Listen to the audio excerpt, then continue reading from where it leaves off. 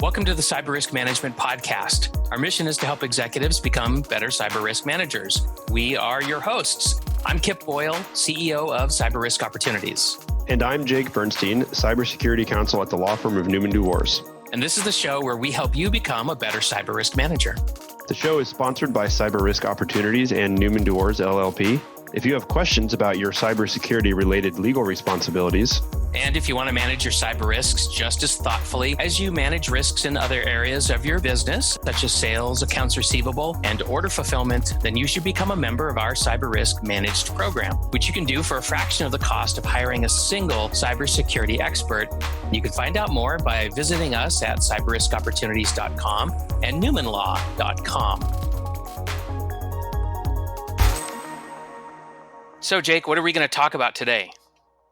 Today, we're going to talk about the last several years of the Computer Fraud and Abuse Act, the CFAA. It remains the primary legal tool for prosecuting hackers, both criminally and civilly. Uh-oh, I feel like a lawyer-only episode coming on. Not at all. No. The CFAA affects everyone involved in technology and the security industry. It's an important tool in protecting a company's assets from, quote, inside jobs. And it actually sees the most use in an employment context. I think that everyone involved in cyber risk management should understand the CFAA and what it can and cannot do for them. Okay, so the Computer Fraud and Abuse Act, as I recollect, is pretty old, right? I mean, is it really relevant? I don't hear people talk about it too much.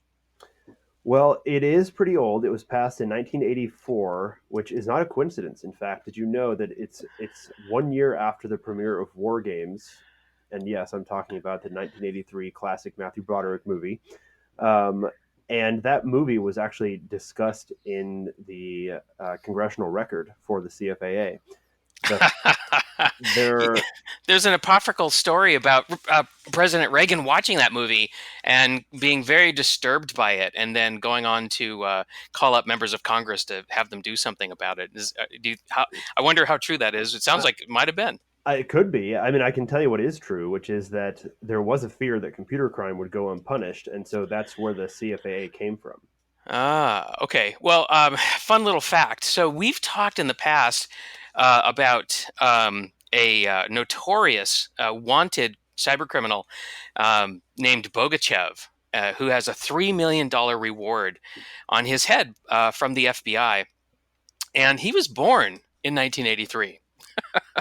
That is funny. So we have 35 some odd years of CFAA to talk about, but it's been amended so many times that it's really best, I think, to focus on just a couple of aspects today on this episode. Great.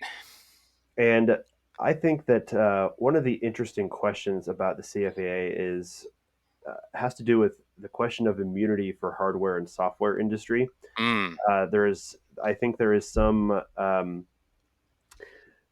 who look at the CFAA and say that it is a bad policy because it enables coders and companies to put out buggy software or vulnerable code without being liable under the CFAA. And I think we'll talk about that, and kind of I'll give you my view on that issue.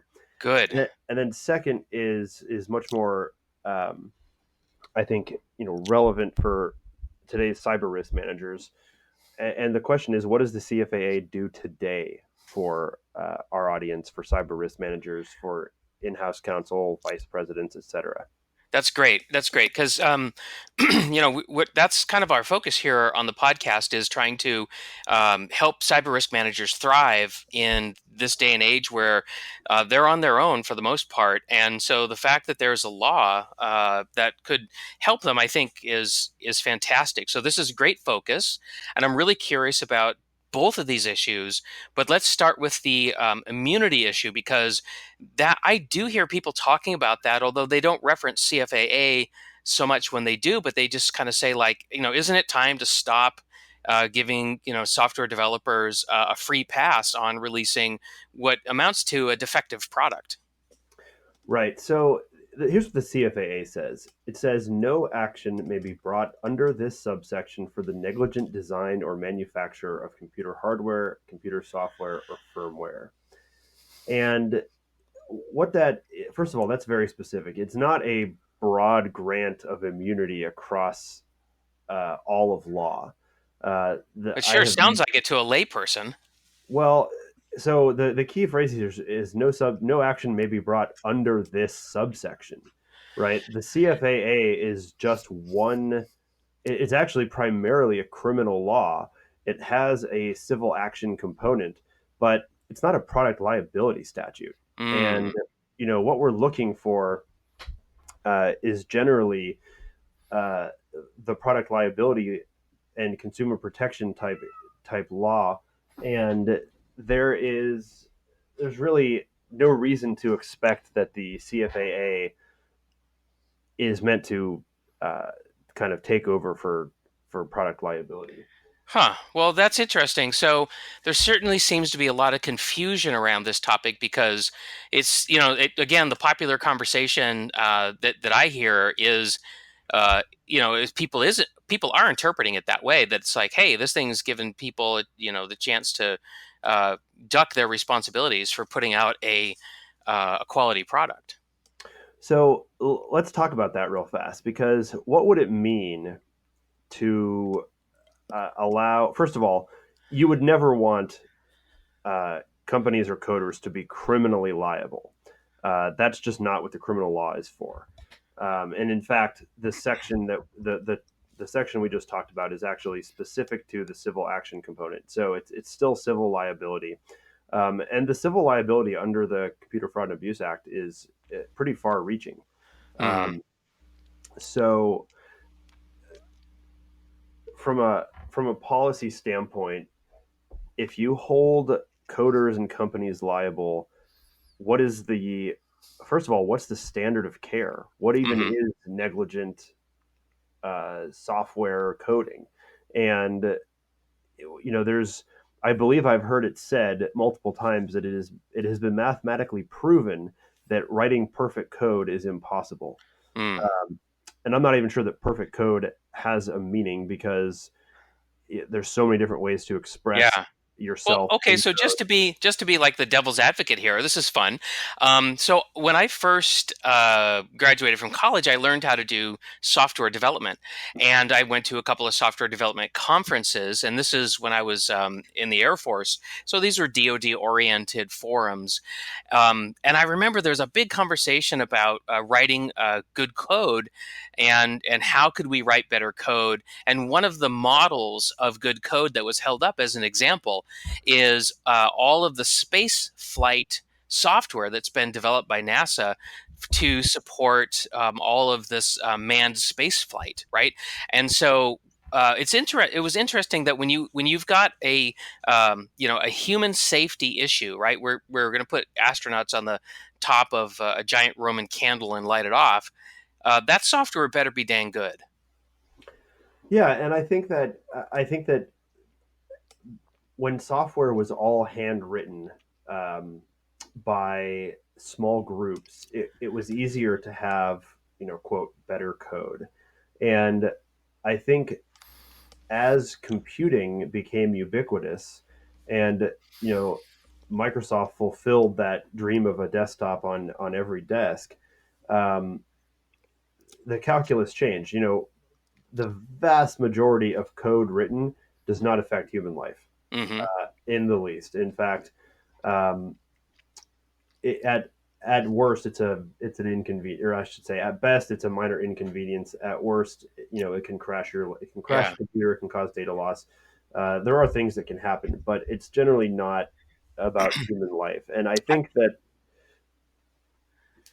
Yeah, I think in the big picture, you're right. The vast majority of code is not a human safety issue, although I think that's starting to change. And when you talk about medical devices, power grids, and uh, infrastructure, right? So if infrastructure fails and power goes out, or a medical device gets so-called hacked, and a patient gets seriously hurt or possibly even dies. Um, you know, I, I think that would certainly shift the calculus, don't you think? It will, and I think what will happen is that the way that I think the way the law develops in uh, our system, the British common law system, is that cases have to be brought with the right facts in order for the law to evolve. And so I don't know that you've seen someone die as a result of a hacked medical device. I know that there's been plenty of discussion about how it's theoretically possible, Hmm.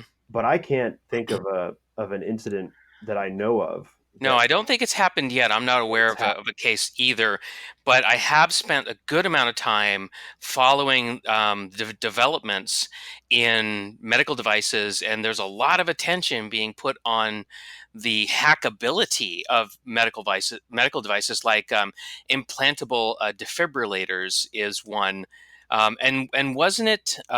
Didn't gosh, I'm going to get all these facts wrong, but I remember a couple of years ago that there was somebody who found vulnerabilities in a medical device and turned it into a money making opportunity by shorting the stock of a company and then going public with it. And so, yeah, we're not there yet, but it seems like we're headed in that direction. Yeah, and I think that there's really no reason to think that this type of this type of liability can't be handled under all the current case law and statutes for product liability. I mean, the basic Mm, idea is that if you create a negligent product and put it out and someone is hurt by it, then there are plenty of causes of action. You don't need to go to the CFAA for that. got it. Okay, Um, so we're talking about 2 points today about the CFAA. The first point was, is there really immunity, which is what we're talking about now. And so could we confidently conclude right now that CFAA does not grant immunity? we could, I mean, let's be precise. The CFAA itself is not a mechanism to sue for uh, buggy software. Mm, Uh, it It does not, however, grant immunity in the sense that the whole industry is safe from prosecution of any kind. okay. You're not going to be sued under the CFAA, but product liability, consumer protection. I mean, if you look at some of the cases that the FTC has brought about buggy software and bad code and vulnerabilities, it Hmm. a lot of the time it's about what you say about your product. If you Mm, say this product is the most secure router known to mankind, and it turns out that there is a super easy vulnerability that's been exploited, then you're going to get in trouble for that. Does it really make a difference ultimately if you're getting in trouble for what you said about it or for whether the code was quote buggy or not? So ah, I, okay. I would say that it's a very open question. It's not an open question that you can't sue under the CFAA. That's clear. But otherwise, I wouldn't say that there is quote immunity for the hardware and software industries. Okay, okay. So when you hear people talking about how, um, the hardware and software industries are immune from legal consequences when they release buggy products, that's not true. Correct. Okay, great. So that clears that up. Now, the second thing that we wanted to talk about was how does the CFAA help cyber risk managers today? So the CFAA is is actually a very broad tool, and I'd say there are two major areas where it's going to help you out as a cyber risk manager. Okay, and that's whether I'm like a CEO or a chief information security officer, right? Does what you're about to say apply to really anybody in the C-suite who's making cyber risk decisions? It does, yeah. Yeah, so the first person it's going to apply to is whoever's in charge of HR, and Oh, the reason it's gonna do that is that the CFAA at a very high level breaks down into two types of unauthorized access. One is completely unauthorized access. This is what is used to prosecute hackers. They are an outsider. They come in. They never had authorization. They never will have authorization, but they come into the system anyway. That is not what I'm talking about with respect to HR. okay. The other side of the coin is that someone exceeded their authorized access. And Mm. you can immediately see how litigious this can get. Okay, first you have to figure out what is what was their authorized access, and then did what they do Exceeded. exceed it? And Mm. those are questions that are pretty typical for litigation. Okay. All Uh, right. So if I'm a cyber risk manager and I'm subscribing to the principle of least privilege, right? So I'm making sure that people only have enough access and authority on the systems to do their jobs. And if I ended up having to, face a judge and a jury about somebody that I alleged exceeded their authority, what artifacts would you be looking at to figure that out? so I would look for the job function, the a clear statement of what I'm supposed to do, what I'm not supposed to do As an employee? as an employee. Um, I would look at my employment handbook, looking up acceptable use policies. Um, I would want to know, what does the system prevent me from doing or not doing? How good is the access control built Mm. into the actual system? Hmm. Um, what what guidance am I given on a day to day basis? All of these things are going to kind of come into play here. But I Okay. think the most important thing is probably the job description Mm. and my access. The Okay. And you'd probably also, I don't know, would you also be looking at like what do other people with that person's job title, like what kind of access do they typically have? Yes, I think in the absence of other evidence, I would go there. But Hmm. what we're looking at doing, and this is so the point for cyber risk management and for the C-suite and the HR managers is Hmm. you don't want to leave it to the best you can do is look at what other people in similar situations have as their access. There's really no reason for that. You should be able to spell out, particularly if you are truly subscribing to the principle of least privilege. There should be no difficulty with making it clear what someone can and can't do. Uh, Hmm. and why would you care about this? Well, IP theft is one of the more common issues. People will take distribution lists, customer lists, straight up code. Uh, Yeah. Waymo and Uber just recently got into it because I think Uber recruited somebody from Waymo, and which is Google's self-driving car yep, company, and that person allegedly brought hundreds of gigabytes of intellectual property with them. yep, that's exactly what happened. And the CFAA could be used to prosecute that person, um, possibly criminally, but probably it's going to be a civil action. And then, of course, it doesn't really make a huge difference to the companies because they're still going to have to fight it out um, uh, under a whole host of other legal theories. But for the employee, it is a crucial component of kind of their understanding of their employment and what they can and cannot do. Okay, so you'd expect to see those rules of what their limits are would be like in a job description. Would that be a good place to put it? Yeah, that would be a very important part. Okay, and then thinking as a chief information security officer, then we the management team then would want to take what's in the job description, and then we'd want to create a policy, a procedure, a standard operating procedure, or something like that, some very clear instructions, and give those to the systems administrators because that's where the actual implementation of this occurs, right? So. It's not enough to write it up in a job description. There has to actually be a mechanism for enforcing it and enabling it, right? Correct.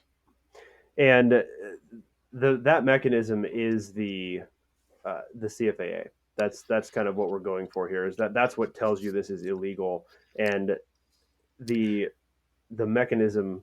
Unless I misunderstood your question. Well, no. So to be clear, right? So, so it's one thing to state these are the limits of your authority on our system, but then if a person gets provisioned an account on that system, and that account comes with administrator authority, which exceeds what the company has authorized them to have based on their job description, then that's a fail. That's a management fail That is a management, because yes. Okay, yeah, sorry. I didn't right. understand. Yeah, that's a So total management fail. And the problem is that um, you have an evidentiary problem, right? On the one hand, you have the job description and written policy that says this is your access, and on the other side, you have the employee's actual access, which is way hmm high. Now, now this actually does happen, and it has happened. And what usually is the result is there is some there is some debate over which one controls. And if the company can say that the access that was given on a technical level was a hmm mistake, but that hmm the employee should have known anyway, then the employee can actually still be liable under the CFAA. Oh, that's interesting. Okay, because what I was trying to drill for here is okay, we're talking about how can the CFAA be a useful tool for cyber risk managers? And I just wanted to be totally clear on what are the responsibilities for cyber risk managers in order to be able to have the tool, the CFAA, kind of be on their side. And so you just made an important clarification, which is it's very, very important to have clear statements. It's more important to have clear statements about what's expected and the implementation of those expectations in the case where they're not implemented quite right. That does not negate the CFAA's utility. No, it doesn't. And it's like I said, it's a question of evidence there. If you, let's just say that you don't put anything in writing about expectations and authorization and different types of access, and someone in IT makes a mistake and gives someone full admin access, in the absence of strong policy and other written guidance, the employee is going to say, well, look, I only used the access you gave me. If hmm you gave me too much access, more than you wanted to, then you should have told me that, and that should have been made clear. And I think that is that's a good example of why you need to, you know, double check not just your technical controls, but also all the administrative ones. Okay. All right, cool. So, all right, so this is the second point that we want to talk about today. How does the CFAA support the work of cyber risk managers? And so we've certainly touched on a big part of that. Was there any other part that you wanted to get at? Uh, so the other part that it's important to understand is if you are the victim of a intrusion, an unauthorized intrusion, you hmm can use the CFAA offensively to recover damages. The problem is that you have to know who to sue, and Mm. that is usually not particularly easy. Now Um, you're talking about in the case of of somebody from the outside coming in yeah, and exceeding their authority. Okay.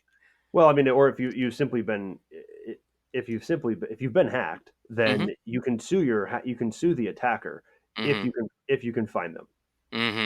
Okay, so in the case of an insider, which is kind of what we've been talking about, it should be pretty easy to find them, assuming that they've been using their issued account, right? Because that was one thing that I encountered when I was a practicing CISO was that sometimes people would use other people's accounts and do bad things, and then you would try to hold somebody accountable, but then they would claim, "Oh, I wasn't using the account." So even though it's an insider, it can still be a little murky, right? Getting that identity to actually take those log entries and say, yes, I know it was Joe, and here's how I know it was Joe, even though Joe swears it wasn't him because his credentials were compromised.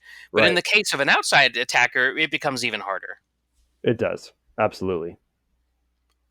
And it becomes nearly like I said, usually the outsider has to make a mistake to be found, hmm but it does happen, and it is something that should be considered when you are uh, looking at how to respond to a Right. cyber attack.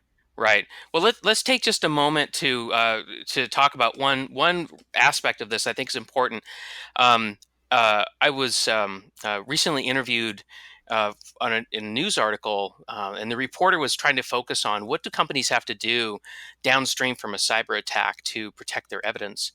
And and one of the points that I made was, there's a lot of conflict that goes on in the minds of a systems administrator when something bad happens, like when there's a cyber attack, because the basic expectation for a system administrator is to keep services running. Yep. And so when you're cyber attacked and you all of a sudden realize, oh, maybe the best thing to do to stop this cyber attack is to smash the glass on the on the network cables and start pulling them. Oh, but wait a minute! If I do that and stop the attack, I'm gonna disrupt services, and that's gonna cause a hit to revenue. And so, without clear guidance in advance to systems administrators about how management wants to handle, the potential to prosecute somebody under the Computer Fraud and Abuse Act, there's a good chance that the evidence is going to get destroyed before you ever get to it. And that is definitely an issue. Destruction of evidence makes it impossible for you to win your case. So you have to build in, solid forensic mechanisms to your response and recovery efforts so that you maintain the ability to make those types of decisions going forward. Yeah, and that's really something you have to do with forethought. I mean, the idea that you're going to do that in the heat of the moment is not tenable in my experience. So listeners, you might want to start thinking about it if you haven't already. Under what circumstances would you want to use the Computer Fraud and Abuse Act to hold somebody accountable for a cyber attack, whether it's an insider or an outsider, and what guidance have you given to your systems administrators for so that they know, when is it okay to preserve evidence, even if that causes a service disruption to customers. That's a tricky subject, but it is. But it's got to be dealt with beforehand. Otherwise, you're going to lose your option. You may not want to take the option to prosecute somebody, but knowing that you have it, I think, is very important. Yep, I agree. It is a understanding. I mean, if you don't have any idea about your tools in the toolbox, then you're never going to know you can use them. Simple as that. Right. Okay, well, that wraps up this episode of the Cyber Risk Management Podcast. Today we talked about the Computer Fraud and Abuse Act, a 35-year-old law that has been amended quite a bit, but to how it can help cyber risk managers practice reasonable cybersecurity today. We'll see you next time. Thanks, everyone. Thanks, everybody, for joining us today on the Cyber Risk Management Podcast. Remember that cyber risk management is a team sport and needs to incorporate management, your legal department, HR, and IT for full effectiveness. And management's goal should be to create an environment where practicing good cyber hygiene is supported and encouraged by every employee. So if you want to manage your cyber risks and ensure that your company enjoys the benefits of good cyber hygiene, then please contact us and consider becoming a member of our Cyber Risk Managed program. You can find out more by visiting us at cyberriskopportunities.com and newmanlaw.com. Thanks for tuning in. See you next time.